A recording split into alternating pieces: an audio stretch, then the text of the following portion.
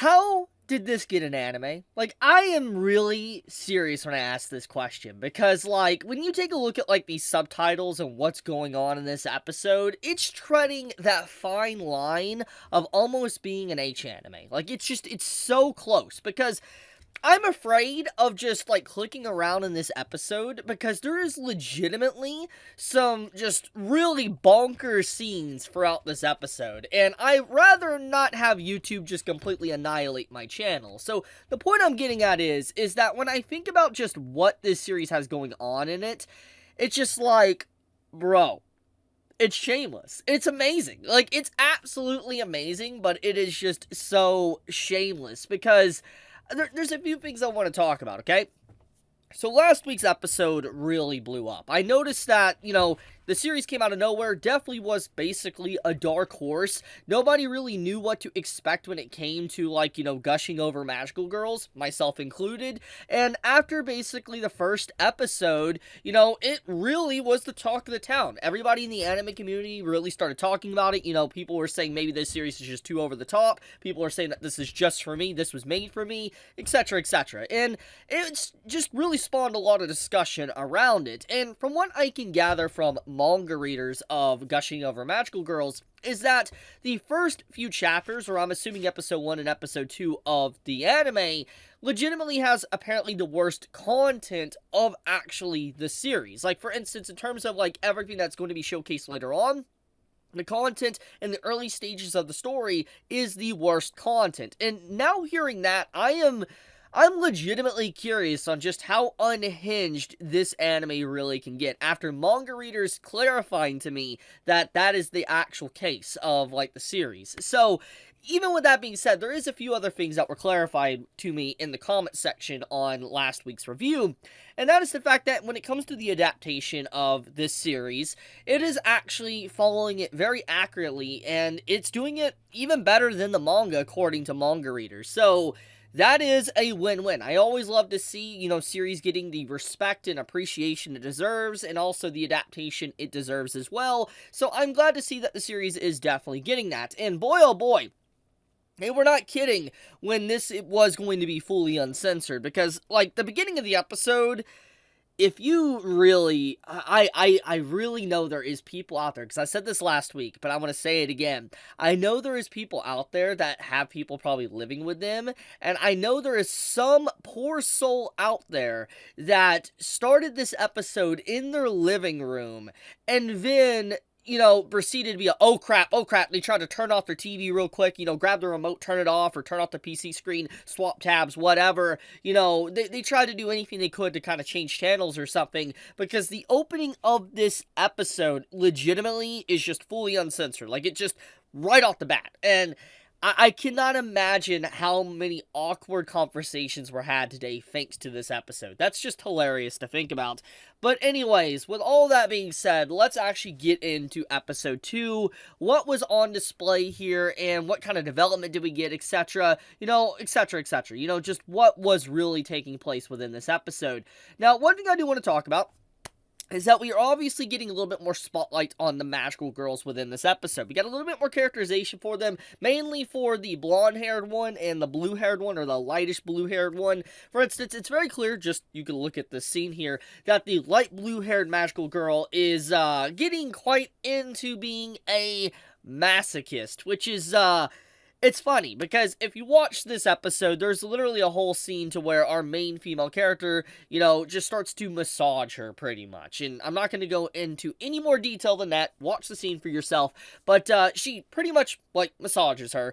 And she obviously enjoys it, because this literal scene shows that she's getting worked up about it. She's thinking about it. She's blushing. And it's just very clear that she wants technically more of it. She has, anticipation for her next meeting with her arch nemesis, within this story. So that's pretty funny. I mean, it's to be expected that one of them would eventually turn out like this, but so soon?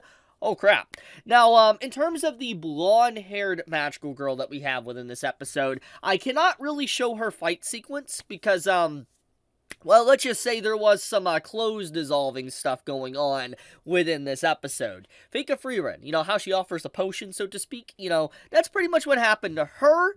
in a segment, and I cannot show that for very apparent reasons, but, pretty much that happens, and we're revealed that she has this other side to her in terms of strength and durability, to where she has like these giant gauntlets that are able to beat the crap out of things. And from what was established before that happened, was that she was more of a defensive magical girl. She was someone that was mainly just there to, be a tank. But it's very clear that she's not just a tank, she's a very heavy hitter, and the only reason why she doesn't really show her gauntlets is because she doesn't want to scare the other girls, she doesn't want to scare the fans, etc. So it makes a lot of sense. There is a hidden side to her. And I do like the overall ending sequence of this episode, because it reveals that our main female character, the villain, she isn't always going to win every single episode. And I like that, because it's a nice little mix-up, because everything that's been presented until that scene happened at the end of the episode, it was implying that our main female character was going to pretty much win every single encounter with the magical girls. But that is actually not what happened. For instance, yeah, she may have won last week because she caught them all on, by surprise. She won one scene with the blue-haired girl within this episode, but then when she finally faced, the blonde-haired one, she got literally destroyed. She thought she had the upper hand, but she got destroyed, and now she obviously needs to rework what she needs to do. And the final sequence of the episode kind of hints that, she's going to get a partner, another, villain to work alongside of her, which is actually kind of exciting. Now, anyways, with all that being said, there is one thing that does need to be talked about. And that is the fact that there is clearly set up here with the actual mascot characters. And this is definitely going to be probably an overarching theme within the story, is that the mascot that works with her, she was told that the mascot was chased out of like this different reality or planet or whatever, and they had to, just do their own way to be able to survive and, not get completely killed off. Obviously, the mascot said they were lying, but it's very clear there might be some truth sprinkled in with that to why all this is happening. Obviously, this could turn out to just be a comedy gag, but I do feel like there is some form of element there of why this mascot character is even doing the way it's doing. I know that it's clear that Gushing Over Magical Girls is a parody of the genre as well, but I do think that there is definitely a serious story somewhere taking place. I haven't figured out exactly what it fully is yet. But, overall, this anime is legitimately just unhinged. I mean, read the actual subtitles for yourself, literally what you see on screen here, and it just pretty much explains what to expect from the show. I honestly figured that, it would, be more tame, going into episode 2, but no, I actually think that this episode is even crazier than the first episode. Like, yeah, the first episode had that whole spanking scene, but I think that this episode just goes a lot further, and, this is only episode 2.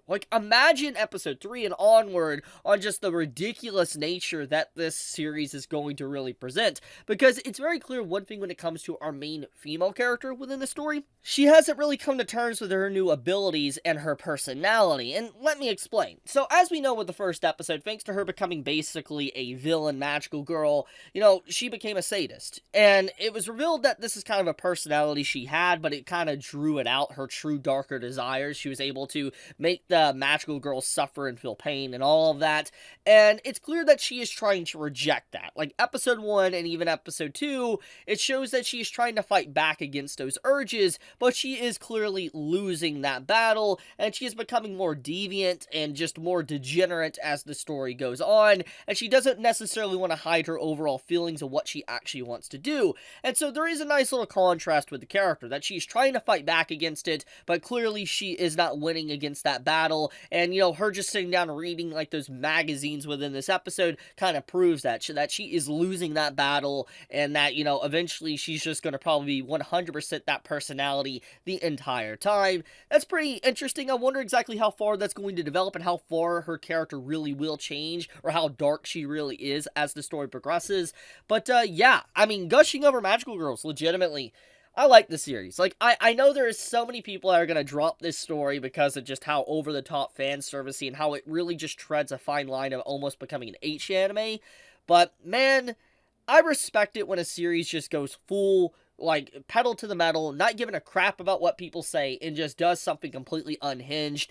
I appreciate that type of stuff, and it's just, I love this type of anime because it's weird, and it just, I don't know, it gives me a good laugh. I really enjoy watching this. But I want to leave it at that. If you enjoyed this series, you enjoyed this episode, and you enjoyed my video, do leave me a like. It does help me out a lot. But with that, be safe, stay healthy, Chibi out.